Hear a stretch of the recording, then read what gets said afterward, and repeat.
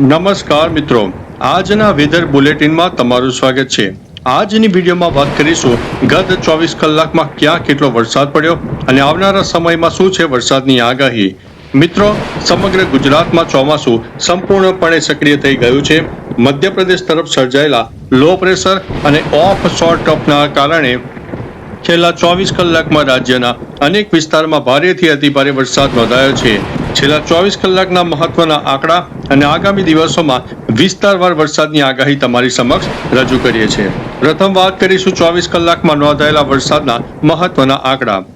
રાજ્યના દક્ષિણ ગુજરાત અને સૌરાષ્ટ્રના વિસ્તારોમાં મેઘરાજાએ ધબધબાટી બોલાવી, જ્યારે મધ્ય અને ઉત્તર ગુજરાતમાં પણ મધ્યમ વરસાદ થયો।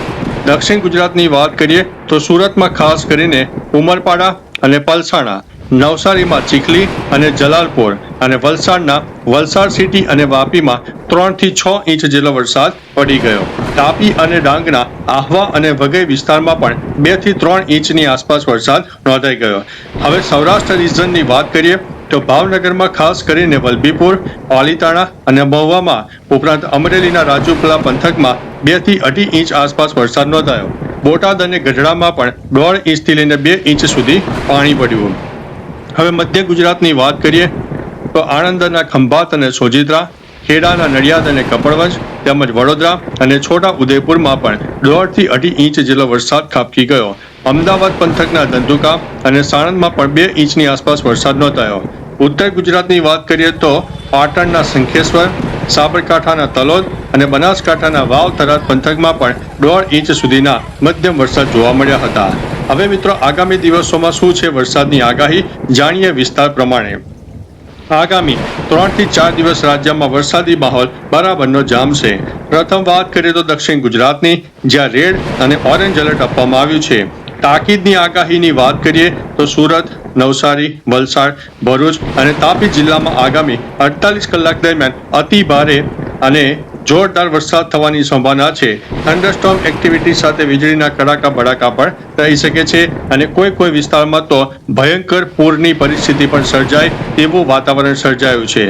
હવે સૌરાષ્ટ્ર અને કચ્છની વાત કરીએ તો યલો એલર્ટ આપવામાં આવ્યું છે। આગાહી અનુસાર ભાવનગર, અમરેલી, ગીર સોમનાથ, જૂનાગઢ અને રાજકોટ જિલ્લામાં છૂટાછવાયા સ્થળોએ ભારે વરસાદ પડી શકે છે। કચ્છ પંથકમાં પણ મધ્યમથી હળવો વરસાદ રહી શકે છે। હવે મધ્ય ગુજરાતની વાત કરીએ તો આણંદ, ખેડા, અમદાવાદ, વડોદરા અને પંચમહાલ જિલ્લામાં મોટાભાગના સ્થળોએ ગાજવીજ સાથે મધ્યમથી ભારે વરસાદ થવાની સંભાવના છે। અમદાવાદ અને વડોદરાના શહેરી વિસ્તારોમાં નીચાણવાળા ભાગોમાં પાણી ભરાવાની પૂરેપૂરી શક્યતા રહેલી છે। અને અંતે મિત્રો, ઉત્તર ગુજરાતની આગાહીની વાત કરીએ તો બનાસકાંઠા, પાટણ, મહેસાણા અને સાબરકાંઠા જિલ્લાના અનેક ભાગમાં હળવાથી મધ્યમ વરસાદી ઝાપટા ચાલુ રહેશે, જ્યારે 1-2 સ્થળોએ ભારે વરસાદ પણ આવી શકે છે। હવે મિત્રો, ખાસ તમારે નોંધ લેવા જેવી બાબત છે અને ચેતવણીવાળી બાબત છે। વરસાદની સાથે આગામી દિવસોમાં 40 થી 50 કિલોમીટર પ્રતિ કલાકની ઝડપે પવન ફૂંકાવાની અને વીજળીના કડાકા થવાની સંભાવના છે। માછીમારોને દરિયો ન ખેડવા અને ખેડૂતોને પાક તથા પશુધનની સુરક્ષા માટે સાવચેત રહેવા માટે અમારા ચેનલ વતી તમને વિનંતી છે। તો ચાલો મિત્રો, ફરીથી લેટેસ્ટ ઇન્ફોર્મેશન અને વરસાદની નવી આગાહી લઈને મળતા રહીશું। ત્યાં સુધી અમને રજા આપશો। નમસ્તે।